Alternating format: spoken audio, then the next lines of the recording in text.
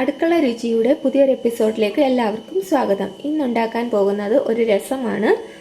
രസം ഉണ്ടാക്കാൻ പ്രധാനമായിട്ട് ആവശ്യമുള്ള സാധനങ്ങൾ വെളുത്തുള്ളി. ഇത് ഒരു ഉണ്ട വെളുത്തുള്ളി ചെറുതായിട്ട് അരിഞ്ഞതാണ്. 5 ചുവന്നുള്ളി, ഇടത്തരം ചുവന്നുള്ളി ചെറുതായിട്ട് അരിഞ്ഞത്, ഒരു വലിയ തക്കാളി അരിഞ്ഞത്, നെല്ലിക്ക വലുപ്പത്തിലുള്ള പുളി പിഴിഞ്ഞ വെള്ളമാണിത്. ഇതിൽ സ്വല്പം ഉപ്പ് കൂടി ചേർത്തിട്ടുണ്ട്. പിന്നെ ചെറിയൊരു കഷ്ണം കായം, പിന്നെ കുറച്ച് മല്ലിയില, പുതിനയില.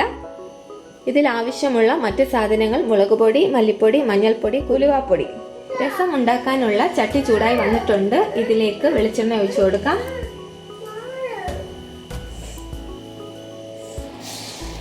ഇതിലേക്ക് സ്വല്പം കടുക് ഇട്ട് കൊടുക്കാം. കടുക് പൊട്ടി തുടങ്ങിയിട്ടുണ്ട്. ഇതിലേക്ക് ഇനി വറ്റൽമുളക് ഇട്ട് കൊടുക്കാം. ഇനി അരിഞ്ഞു വെച്ചിട്ടുള്ള വെളുത്തുള്ളി, ചുവന്നുള്ളി എല്ലാം കൂടി ചേർക്കാം.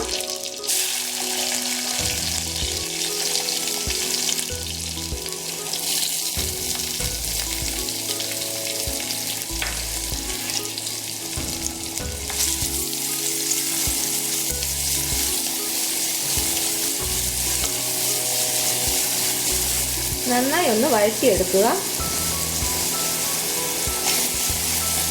ഇപ്പോൾ ഉള്ളിയൊക്കെ ആവശ്യത്തിന് മൂത്തിട്ടുണ്ട്. ഇനി ഇതിലേക്ക് തക്കാളി ചേർത്ത് കൊടുക്കാം.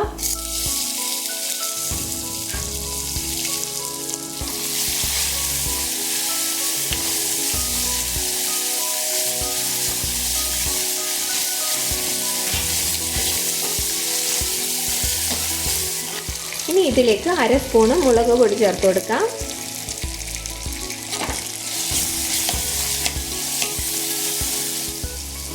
ഒരു സ്പൂൺ മല്ലിപ്പൊടി, 1 സ്പൂൺ കുരുമുളക് പൊടി,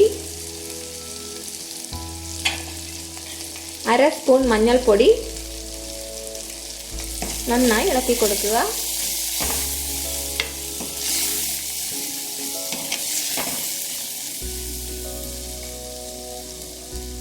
ഇതിലേക്ക് എടുത്തു വെച്ചിട്ടുള്ള പുളിവെള്ളം കൂടി ചേർത്ത് കൊടുക്കാം.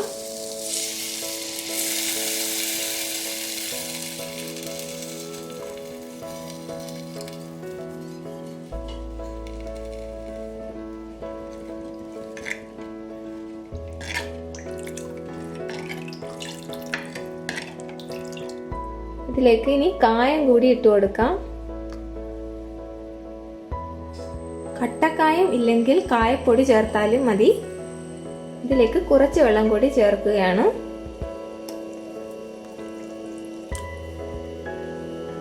നമ്മൾ പുളിവെള്ളത്തിൽ ഉപ്പ് ചേർത്തിട്ടുണ്ടായിരുന്നു. അതുകൊണ്ട് ഇനി ഉപ്പ് നോക്കിയ ശേഷം മാത്രം ബാക്കി ചേർത്ത് കൊടുക്കുക. കറിവേപ്പില കൂടി ഇടാം.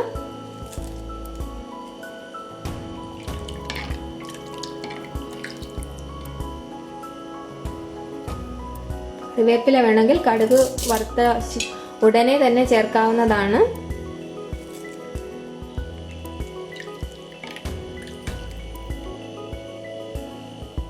ഉപ്പ് കുറവായതുകൊണ്ട് കുറച്ച് ഉപ്പ് കൂടി ചേർക്കുന്നുണ്ട്.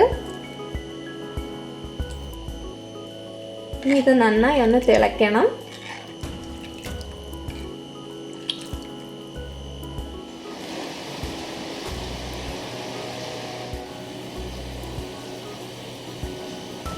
രസം നന്നായിട്ട് തിളച്ചിട്ടുണ്ട്. ഇനി ഇതിലേക്ക് ഉലുവാപ്പൊടി ഇട്ട് കൊടുക്കണം.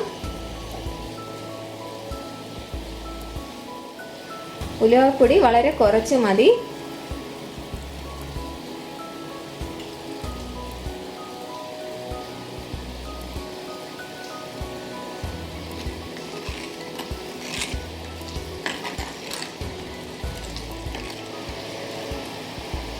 എണ്ണ നന്നായി തെളിഞ്ഞു കഴിയുമ്പോൾ നമുക്ക് ഗ്യാസ് ഓഫ് ചെയ്യാം.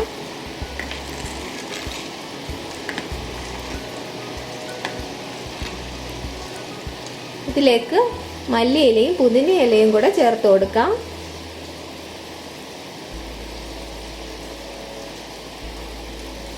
മല്ലിയിലയും പുതിനയിലയുടെ ഒക്കെ ടേസ്റ്റ് ഇഷ്ടമുള്ളവർ ചേർത്താൽ മതി.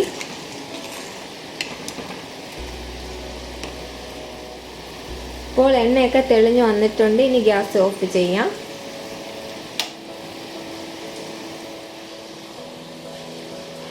ഇപ്പോൾ ഇപ്പോൾ നമ്മുടെ രസത്തിൻ്റെ എണ്ണയൊക്കെ നന്നായിട്ട് തെളിഞ്ഞു വന്നിട്ടുണ്ട്.